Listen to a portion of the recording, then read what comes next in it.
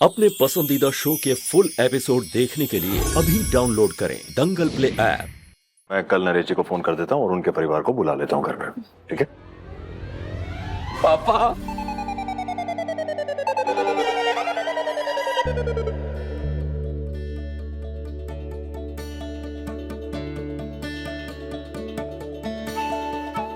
Thank you Khatu जी। भले ही मैंने अपना बच्चा खो दिया, लेकिन अब जूही घर आ जाएगी तो हमारा परिवार फिर से पूरा हो जाएगा। बस हमारे परिवार पे अपनी कृपा बनाए रखिएगा।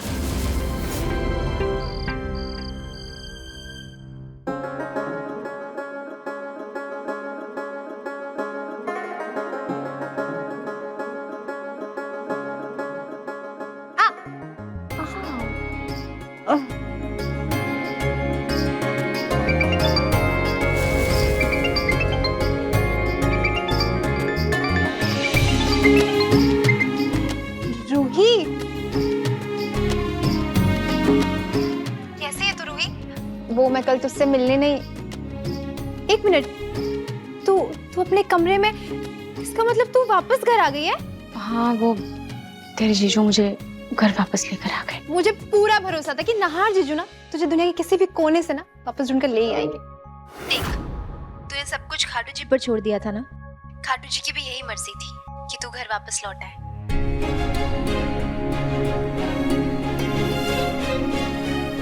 और जूही, मेरे घर आने की वजह से दादी जी मुझसे बहुत नाराज हैं। हाँ तो होने दे नाराज। तू भी तो पागल है ना। दादी चाहे कुछ भी कहे तो तू नहार जीजू जैसे अच्छे इंसान को छोड़कर अपने आप को तकलीफ देने के लिए चली जाएगी? तू भी तो घर छोड़कर चली गई थी।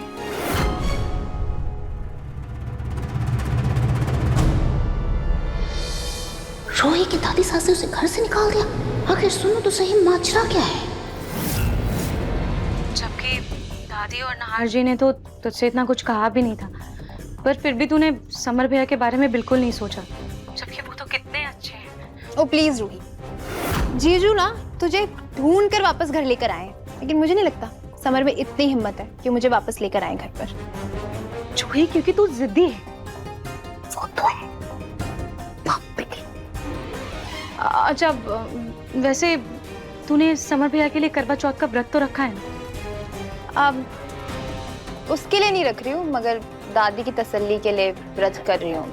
जूही, तू ऐसा क्यों कह रही है?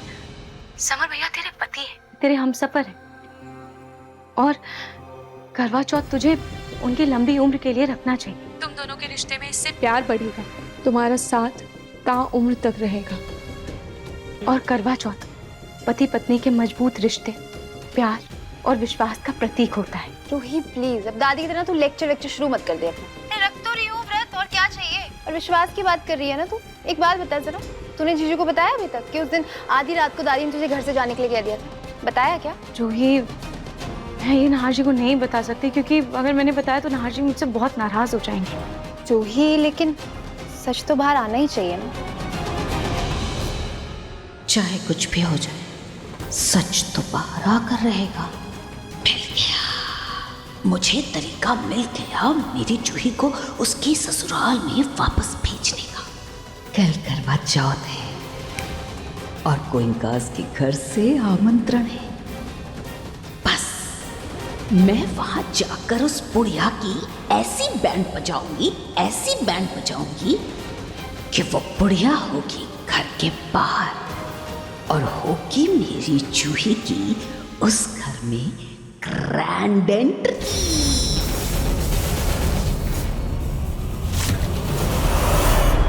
दंगल एक्सप्रेस चैनल को सब्सक्राइब करिए।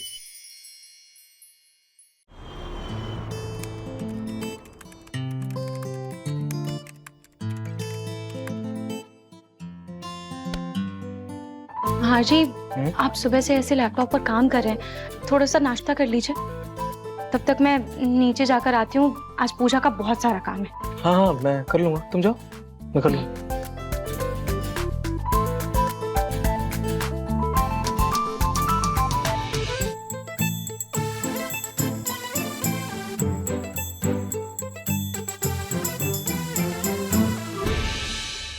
हाँ भैया, ये फूलों की लड़ियां तो अच्छी लग रही हैं।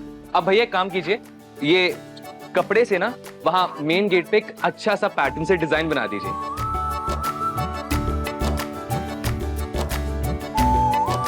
चलिए भैया, ये फूलों की लड़ियाँ यहीं रख दीजिए, आप ये लीजिए। समर भैया, वैसे आज आपको ऐसा नहीं लग रहा जैसे टाइम बहुत धीमे धीमे बीत रहा हो, है ना? हाँ ना भाभी। अच्छा भाभी, जूही एंड बाकी फैमिली निकल गए ना? नहीं, अभी तो बस 10 ही बज रहे हैं, वो तो 2 बजे तक आएंगे ना। समर, समर, तुझे साज सजावट की जिम्मेदारी दी है ना, तो उस पे ध्यान दे। फालतू की बकवास मत कर, समझा? रूही, मेहंदी वाली आती ही होगी, एक काम करो, उनके आने से पहले तुम घर के सारे काम निपटा लो। जाओ। जी मम्मी जी।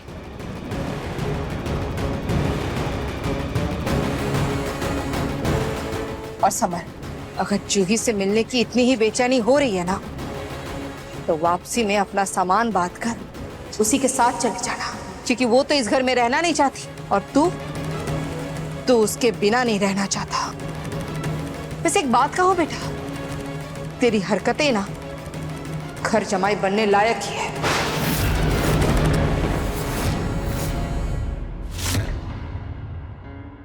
माँ, रोमिल जीजू भी तो घर जमाई है ना, वो भी अपनी दीदी से प्यार करते हैं। उनका अपनी पत्नी के साथ ससुराल में रहना तो अच्छा लगता है आपको, लेकिन जहां बात जूही और मेरी आती है, आपको गुस्सा आ जाता है। माँ, हर बार हमारी गलती निकालने के बजाय थोड़ा आप भी एडजस्ट कर लीजिए ना। समर,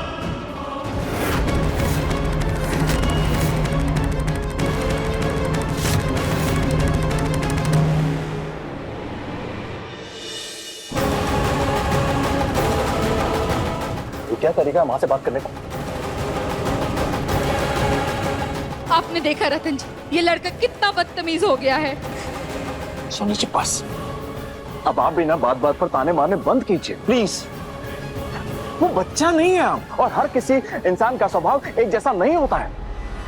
अब आप ही मान जाइए ना। मेरे मानने ना मानने से क्या फर्क पड़ता है रतन जी? उन लोगों को यहाँ बुला कर आपने तो अपना फैसला सुना दिया ना। तंजी, मैं आपको अभी भी कह रही, जूही इस घर की बहू बनने के लायक नहीं है। वो लड़की अभी भी घोड़े बेचकर सो रही होगी।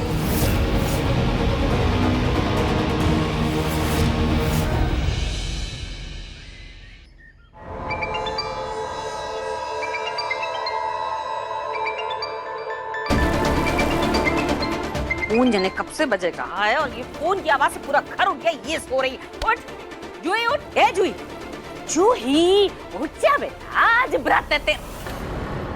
हे भगवान, उठ जा, व्रत है तेरा, उठना है तुझे।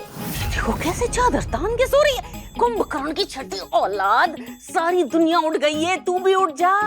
सुन, तुझे तैयार होना है, ससुराल जाना है अपने। क्या दादी, मैं आपने 4 बजे भी मुझे उठाया था, फिर से आप मुझे उठा रहे हो। हाँ तो, अरे बेटा व्रत है तेरा, आज करवा चौथ है।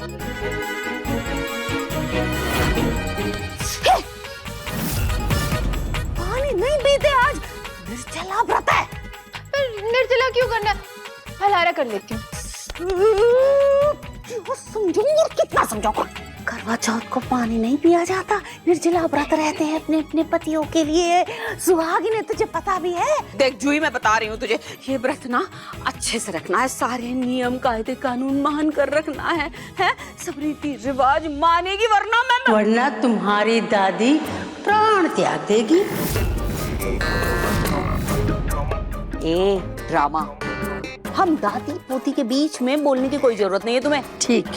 दादी, सोचो मेरे व्रत रखने से समर की लंबी उम्र हो गई और मैं भूखी प्यासी मर गई फिर। अरे कुछ नहीं होगा, कहीं नहीं मरने वाली तू, और एक दिन के व्रत से तो वैसे भी कोई नहीं मरता। चलो अच्छा मेरी रानी, मेरा बेटा, थोड़ी देर ना तैयार हो जा मेरा बच्चा, मेरा जरा आ जा बेटा। ओह हे भगवान, बचपन से ही इस लड़की को अगर रीति रिवाज सही से गाल में 2-2 थप्पड़ लगा सिखाए होते ना, तो आज ये सही से सब कुछ कर रही होती, अब सीख गई होती। लेकिन नहीं, तब तो इकलौती पोती के प्यार में अंधी थी। अब भुगत बिगड़ गई ये लड़की। तो सिखाया क्यों नहीं? तुम क्या बोल रही हो? तुमने जैसे बड़ा सिखा दिया है अपनी बेटी को। देखिए मन सुंदर के लेटेस्ट एपिसोड्स कभी भी कहीं भी दंगल प्ले ऐप पर, और टीवी के पहले देखने के लिए अभी सब्सक्राइब करें दंगल प्ले ऐप।